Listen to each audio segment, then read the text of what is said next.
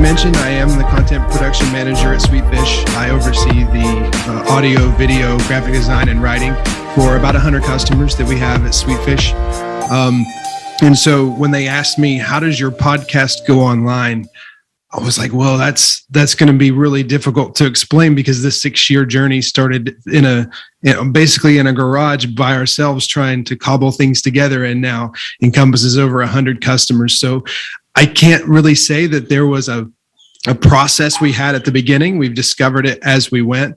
But the speaker before me, I didn't catch her name because I came on a little bit late, but the 3 things I heard in hers that I would like to also draw attention to in mine is 1, you should be creating content. 2, content is king. Don't get romantic about how perfect everything is. If you're waiting for your content to be perfect, you will never launch a thing. But you have something to say and you should be saying it. And the 3rd thing I got is I need some cooking. So if I ever get the chance to visit South Africa, I'm gonna come and get some cooking. That sounds amazing. So basically today what I wanted to do is walk you through a little bit about how the production works to get your podcast online. And then I want to close by actually showing you how to launch your own podcast.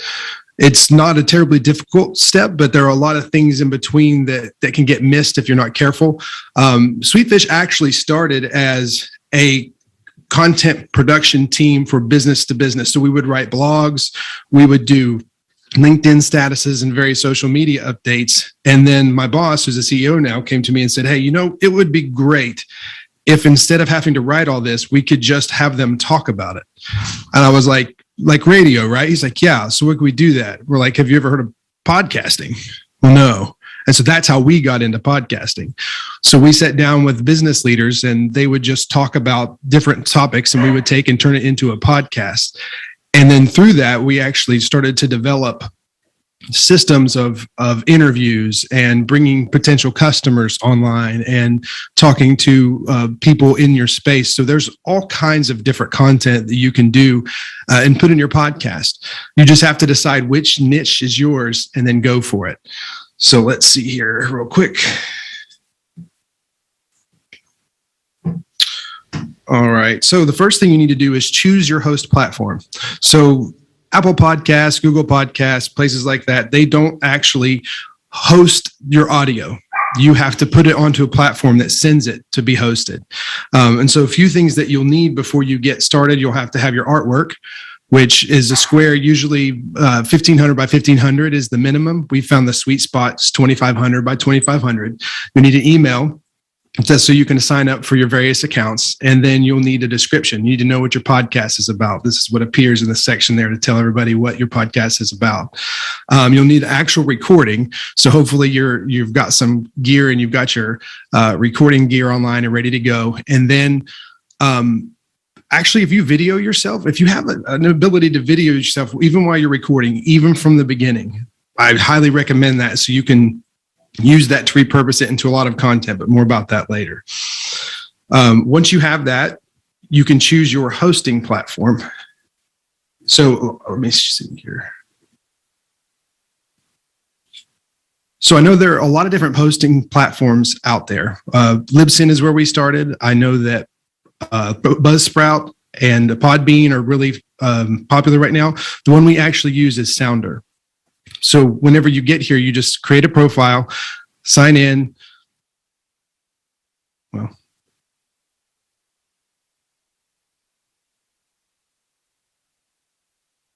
And fill out the information, and then the host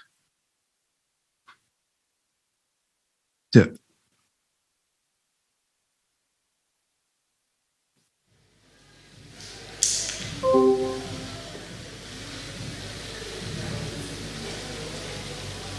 Do we still?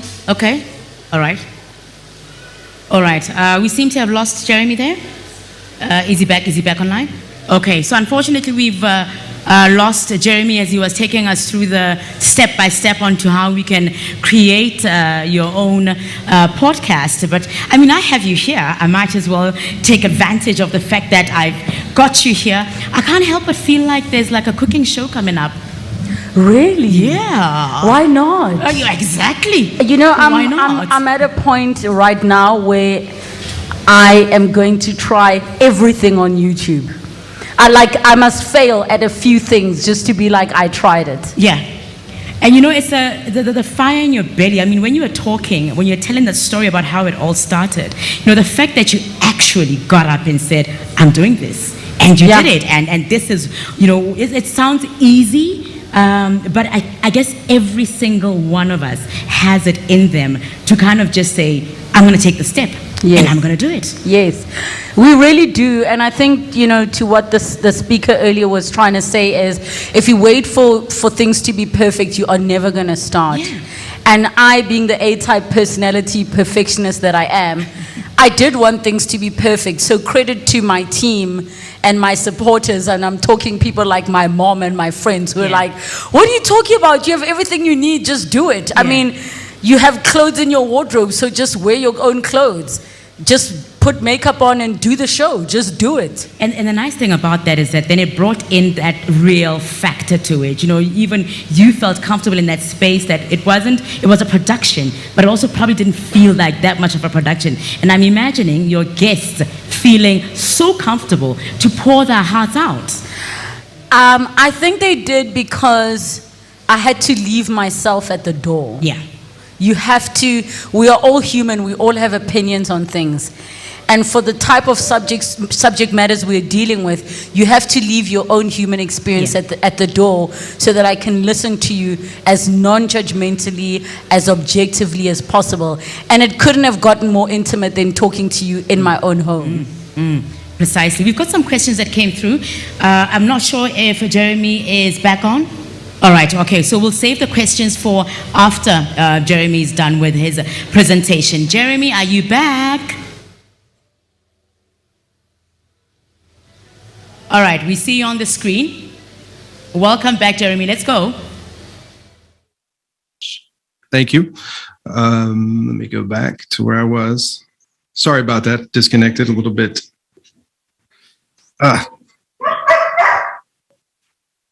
Okay, so once you've chosen your host platform and you have your podcast uploaded, then it's just as simple as going to Apple Podcasts or wherever you want to stream your podcast, whether that's Spotify, Stitcher, Google Play, and then uploading your RSS feed there by signing in and creating an account. And it's that simple to get a podcast online. It's not terribly difficult, and you can have it done in probably 30 minutes to an hour once you have your content ready. It takes a few days for it to go online for the first episode, but then you're off to the races with your podcast, getting your content out there. So podcasting is actually interesting because perhaps even more than YouTube, your audience likes to grow with you. They like to see you, to hear you come on first and hear your voice, and then you can add elements later in order to grow your podcast. The minute that Joe Rogan sold his podcast for $100 million to Spotify, we knew that the content production value in podcasting, even though you want to push the ceiling and make it great, it's not always about that. It's about the content that you make and what you're saying. At Sweetfish, what we've done is we separated, once we receive your podcast, we actually break it into different sections and create content from your podcast. And so the opportunity for you to speak freely in podcasts, which is exceptionally good for a good medium for that, actually allows you to go out and make a whole bunch of other content with it that you can then use to drive your audience growth. And so those are the basic steps for getting online and what we would do with podcasting. And then, our story was just when you come in this, you sit in your basement, you figure it out, and then it grows with you as you learn. And so if there's anybody out there that's like, hey, I feel like I've got something to say, I feel like there's something that I think that other people need to hear, podcasting is definitely the medium for it. And don't wait till tomorrow, get started today. Thank you. Thank you, Jeremy. Quite easy. It can be done, really. By anyone if you just put your heart and mind into it and act. It's just about action. We've got some questions that have come through, and I'm going to go to you, Relebohile. And it's from Crystal in Pretoria, who wants to know how extensive your legal protection has to be, when you are an online show going into television and back again? You know, do you own all your material? I own all the material, and currently the show is licensed to the broadcaster, so they don't own it, they just have exclusivity for television broadcast. But it's extensive enough that, and this comes from my television producer hat, Yeah. every guest that comes on the show has to sign a release form acknowledging and saying, I give you permission to tell my story. Right. And I'm sure it's something online creators don't do, but because the subject matter is so sensitive, you don't want tomorrow, after a person came to share their story and maybe they have second thoughts or the backlash makes them feel a certain way, that they say, pull my episode down, when it's already going to the country. So we make sure that we have a contract with every guest that binds them to say, we've given you permission for digital, for television, indefinitely. Okay, so there is quite a lot of extensive, you've got Yeah. everything in place from a legal Yeah. perspective to protect both your content, Yes. yourself, and of course your guests as well. Yes, and doesn't mean we haven't had problems. Yeah. Because when a person comes to share their own story, they also, in some way or another, you know, I heard the other content creator that was here speaking about your family doesn't choose to be a part of this, but they somehow are. So a person might come to say, oh, my ex-husband did this to me. We are opening they are opening themselves up to the ex-husband saying, you said this about me. Yeah. But that's why the stories are specifically, it's your story. Ke story sa tumi. You're not coming to say this happened to Mang Mang. Yeah. So Exact. that, yes, Yeah. it's your story that you are sharing because you are allowed to share your story. All right. Okay, Jeremy, I've got a question that's directed to you here, and it's from Ntombi in Guguletu, who says podcasts seem to have blown up overnight, and there seems to be audio, well, a lot more audio only versions, as well as the audio virtual versions that we see. Now, Ntombi wants to know, which one do you believe is best between the two, audio only and audio visual versions? I think each one of those have applications that are specific to them. So I don't know that I'd put one above the other, but I do recommend that you are both recording yourself with audio and also with video. I think that audio in particular for people doing commutes and things like that, that's where a lot of people are listening to podcasts, is during long commutes or short commutes to work. So you definitely want an audio only version out there so that people can consume that content that way. Video, though, it's hard to beat video because it's, you know, picture's worth 1,000 words and that's 1,000 pictures. So you definitely want to try and get video when you can and apply it different places. And I think it's also important to, if you can do a single capture where you're getting audio and video and then turning it into audio content and video content and, you know, short clips of videos and then audiograms and all these different things, you can take one effort and turn it into a whole bunch of different things so you can maximize your consumption online. And if I can just add to what he's just said there, Sure. a lot of people listen to our show. They don't have an hour and a half to sit and watch the whole show. So we actually took a YouTube show that now is also a podcast available on Spotify, on Apple as well.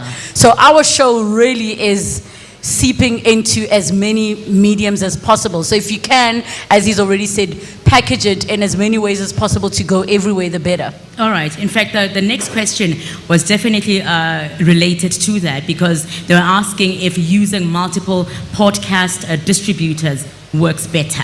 So there's the platforms, different platforms, as you've spoken about, but now there's also the actual podcast distributors. Does it work better to use multiple ones, or is it better to focus on one, Jeremy? Definitely multiple. Again, you want for people who are going to consume your content to be able to consume it in the easiest possible way. Also, Spotify in particular, where they allow the video component now, is a really good way if you have that video.